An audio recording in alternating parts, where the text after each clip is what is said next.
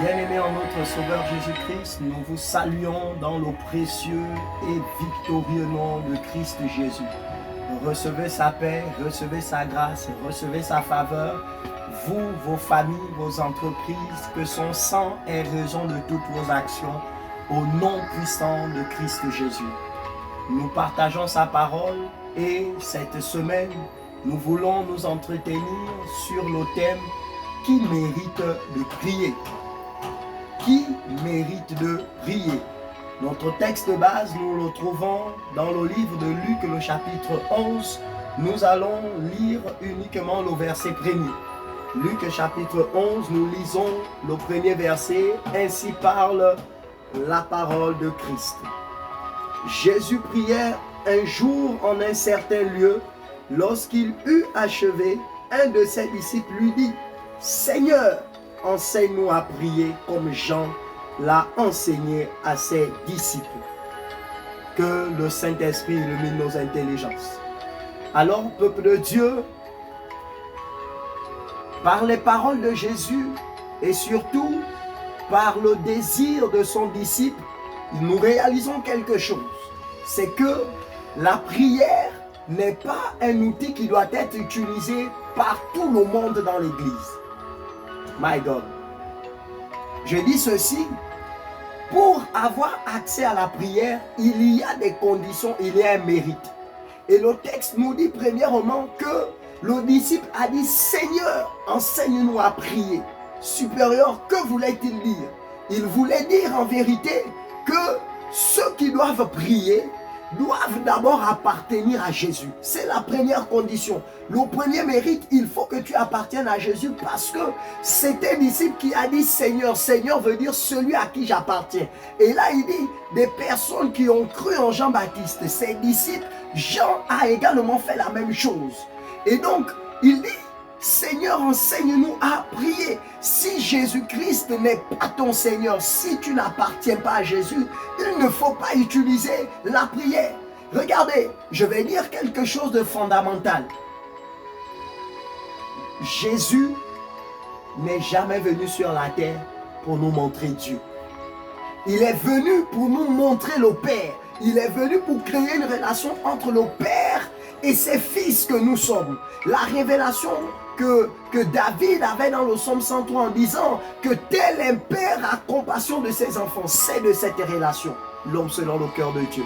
Et c'est pourquoi, à juste titre, lorsque Matthieu nous relate les faits, en son chapitre 6 au verset 9, il dit « Voici comment vous deviez prier ». Et là, il dit « Notre Père ». C'est la première condition. Si nous ne sommes pas fils de Dieu, nous ne pouvons pas prier. C'est pourquoi Jésus étant fils de Dieu, selon que la Bible nous le relate lorsqu'il sort des eaux, il dit « Celui-ci est mon fils bien-aimé ». La nature ne nous enseigne-t-elle pas, disait Jésus.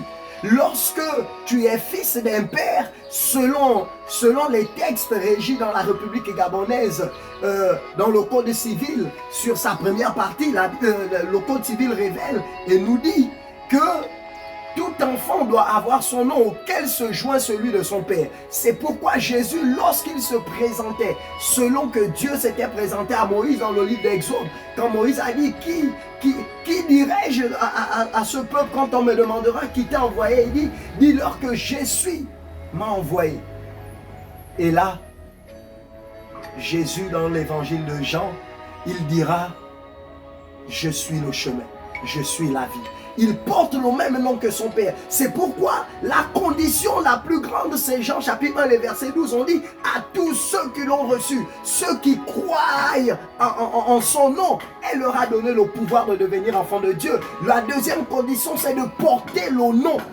de Jésus, qui est le même nom du Père.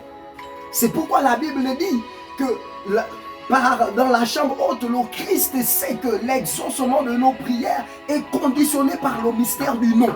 Il dit tout ce que vous allez demander en mon nom, ô supérieur, que voulait-il dire?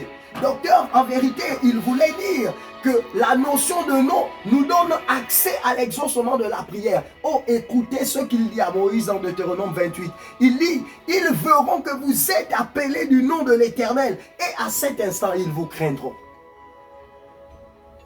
La crainte dans le monde spirituel ce monde spirituel qui, selon Daniel chapitre 10, avait retenu l'exaucement de sa prière. C'était le vrai problème dans le monde de l'esprit, c'était le nom. Daniel était serviteur, il n'était pas fils. Or, vous et moi, si nous devions prier, si nous méritons de prier, il faut obligatoirement, appartenir à Jésus. Et appartenir à Jésus sous-entend obligatoirement que nous portons son nom. Paul de dire à Timothée, mon fils légitime dans la foi, qui est né par les entrailles, avec l'outil de l'évangile. Jean chapitre 12 est clair, c'est à tous ceux qui l'ont reçu cet évangile et qui croient en son nom, parce que l'évangile a un nom, la personne de Jésus. Ce sont ces deux éléments joints, compilés, qui nous donnent l'accès et l'exaucement à la prière.